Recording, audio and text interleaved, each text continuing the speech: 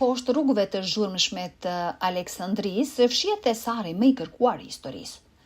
Jo Ar, as Gjevahire, por eshtrat e njeriu që pushtoi botën mbar para se të mbushte 33 vjet. Për më shumë se 2300 vjet, varri i Aleksandrit të Madh ka mbetur misteri më i madh i pasgjidhur. Mbretër e perandor e kanë kërkuar pa fat, por çfarë ndodh kur një arkeologe greke vendos të vërë në bixhoz karrierën dhe jetën e saj për një ëndër të pamundur? A ka rënë ajo më në fund në gjurmët e pushtuesit legjendar? Qëndroni me ne, sepse ajo që u zbulua në ditën e fundit të gërmimeve do t'ju lërë pa frym. Por para se të fillojmë, shtypni like, bëni subscribe dhe aktivizoni zilen që të mos humbisni asnjë sekret të historisë.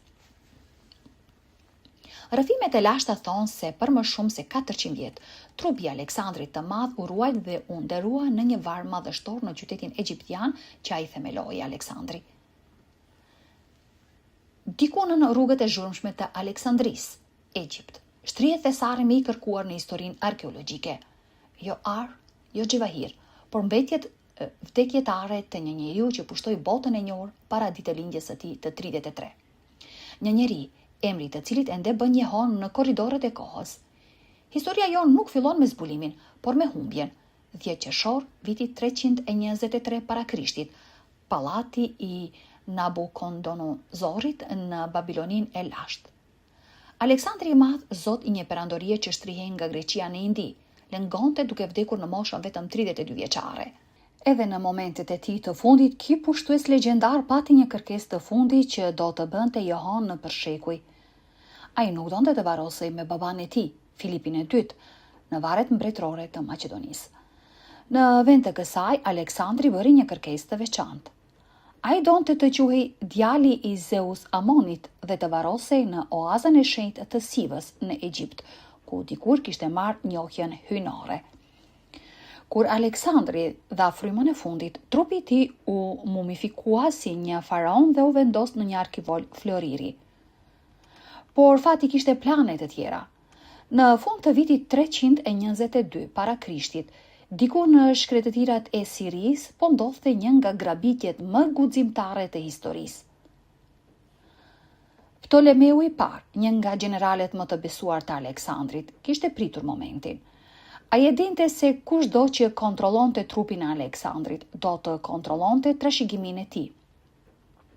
Ptolemeu e ndaloi procesionimin mortor dhe arkivoli i artë përfundoi në Memphis të Egjiptit. Për dekada, trupi i Aleksandrit mbeti në Memphis, por rreth vitit 274 para Krishtit, Ptoleme Filadelfi organizoi një tjetër lëvizje, këtë herë për në qytetin e sapo themeluar të Aleksandrisë.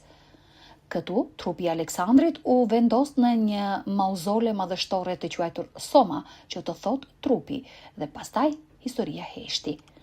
Tani kthehemi në Aleksandrinë moderne. Njihuni me doktor Kalliopi Limnos Papakosta, një arkeologe greke me një ëndër të pamundur dhe vendosshmëri kokëfort. Papakosta është në gjeti të varrit të humbur të Aleksandrit të Madh. Gjetja e varrit të Aleksandrit është ëndra e çdo arkeologu. Është grali i shejt, thot ajo. Për vite me radhë, Papakosta kishte kërkuar metodikisht në lagjin e lashtë mbretërore të Aleksandrisë, ndërsa arkeologët e tjerë ndiqnin pista më premtuese. Ajo mbetej e bindur se Aleksandri shtrihi diku në qytetin modern. Kolegët e saj mendonin se ajo po ndiqte fantazmat. Financimet ishin të pakta. Burokratia egjiptiane ishte një labirint dhe qyteti modern dukej i papërdorshëm. Por Papakosta kishte një besim të palëkundur të mbështetur nga kërkimet të hollësishme në burimet e lashta si Straboni dhe Plutarku. Në vitin 2015, pas viteve gërmimesh të mundimshme, ekipi i saj bëri përparimin e parë të madh. 10 metra në rrugët e Aleksandrisë, ata zbuluan një strukturë publike që datonte në epokën ptolemeike. 2 vjet më vonë, ekipi i Papakostës zbuloi lagjet e lashta mbretërore aleksandriane, pikërisht aty ku thonin burimet historike. Dhe pastaj erdhi dita e fundit e gërmimeve, dita që do të ndryshonte gjithçka. Ndërsa dielli po perëndonte, një copë mermeri doli nga dheu. Papakosta tha: Statuja i u shfaq mues duke më ofruar dorën. Ju luta Zotit të shihja rrugën. Nëse Dora do të mbante një shtizë, kjo do të vërtetonte se i përkiste Aleksandrit të madh shtizëmbajtësit. Statuja helenistike kishte një ngjashmëri të pamuheshme me vetë pushtuesin e madh. Koka e anuar duke parë poshtë saktësisht siç e përshkruante Plutarku, mënyrën e veçantë të Aleksandrit kur i drejtohej Zeusit. Zbulimi i Papakostës nuk është e vetmja teori. Në veri të Greqisë, varri spektakolar i Kastas në Amfipolis ka bindur disa ekspert se Aleksandri mund të jetë varrosur më afër vendëlindjes. Ky kodër, varr masiv i shekullit të 4 para Krishtit, është një nga më të dekoruarit në Greqi, me sfinksa dhe kariatida madhështore. Brenda u gjetën mbetjet e 5 personave. A mund të jetë njëri prej tyre Aleksandri?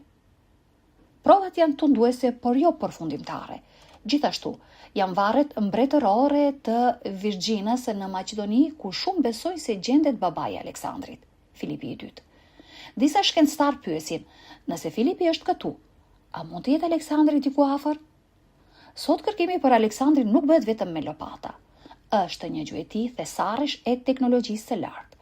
Shoqata Nacionale Gjeografik i ka ofruar ekipit të Papakostës teknologjinë ERT, tomografia e rezistencës elektrike, e cila mund të shohë përmes shkëmbimit dhe tokës pa gërmuar.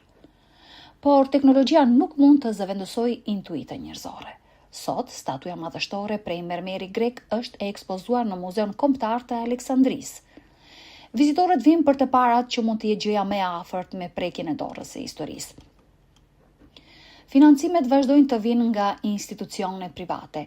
Kompania greke Kleo, grupi i mbështetjes egjiptian dhe fondacioni i MB Kabuli. Aleksandri i Madh vdiq në moshën 32 vjeçare. Por legjenda e tij jeton prej 2300 vitesh. Ai pushtoi botën në themeloi qytete që mbajnë emrin e tij dhe krijoi një perandori nga Mesdeu në Indi. Dr. Kalliopi Limnos Papakosta vazhdon punën e saj, sepse disa ëndra janë shumë më të rëndësishme për t'u braktisur. Diku në nxehtësinë mesdhetare dhe dhera në thonjë dhe shpresë në zemër, një arkeologe greke vazhdon gjuetin më të madhe të thesarit në historinë njerëzore. Gjuetia për Aleksandrin vazhdon, dhe mbase zbulimi i radhës do ta sjellë më në fund pushtuesin e madh në shtëpi.